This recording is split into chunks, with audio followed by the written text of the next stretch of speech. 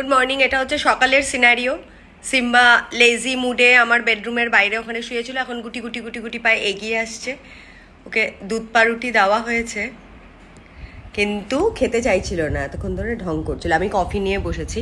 আচ্ছা, তোমাদের সকালে আজকে সবার কাছে আমি একটা ছোট্ট রিকোয়েস্ট করব, যে এখন তো প্রচুর গরম পড়েছে, আশেপাশে মানে মানুষ রীতিমতো অসুস্থ হয়ে যাচ্ছে। আমার বাড়িতেই দুজন যারা আমাকে হেল্প করতে আসে তাদেরই দেখি মানে এত এসেই ফ্যানটা চালিয়ে বসে বলে, বৌদি মানে আর পারছি না, টায়ার্ড হয়ে গেছি। তো একটুখানি 5-10 মিনিট রেস্ট করে কথা বলে। তো আমি জানি না, মানে আমরা অনেক বড় কিছু তো করতে পারি না, বাট অনেক সময় ছোট ছোট জিনিস মানুষকে সত্যিই অনেকটা উপকার করে, মানুষের অনেক ভালো হয়, তোমাদেরও অনেক ভালো হবে।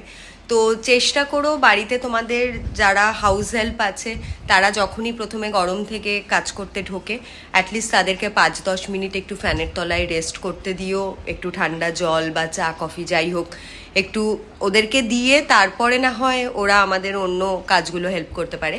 আর আরেকটা রিকোয়েস্ট, যারা নাকি আমাদেরকে ডেলিভারি দিতে আসে, স্পেশালি শহরের দিকে, আজকাল তো টাউনের দিকেও ব্লিঙ্কিট সুইগি হয়ে গেছে, তো যেই সব ভাইরা নাকি আসে ডেলিভারি দিতে ওদেরও প্রচুর কষ্ট হয়। মানে এটা আমি আমার তরফ থেকে অফার করি, ওরা যখনই আসে গরমের মধ্যে তখনই আমি জিজ্ঞেস করি যে যতক্ষণ ওরা প্যাকেটগুলো বার করে যে ভাই একটু জল খাবে বা গরম লাগছে একটুখানি ইয়ে করে নাও। তো এতটুকু যদি তোমরা সবাই করো তাহলে আমরা ছোট ছোট সবাই এই গুড ডেটগুলো দিয়ে আমরা একটু বেটার কিছু করতে পারবো। তো সেটাই বলার ছিল। হোপ তোমরা সবাই ভালো আছো, and have a blast. Love you all.